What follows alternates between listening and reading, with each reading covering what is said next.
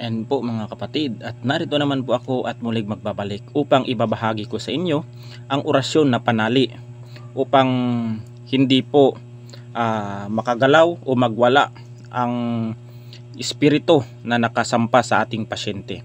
Ito pa ay orasyon na ito ay subok at lihim na aking pinakaiingatan na aking ibabahagi sa inyo.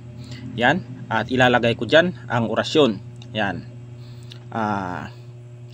Elektriumo, kalawisak, igsak, pitigsak, pu.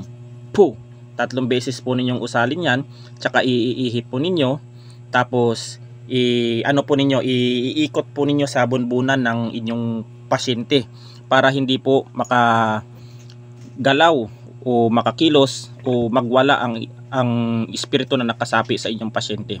Yan po ay maganda at talagang subok ko na ginagamit na panali o panggapo sa espiritong namiminsala. Ayan po, naway magustuhan po ninyo at hanggang dito na lang at God bless us all.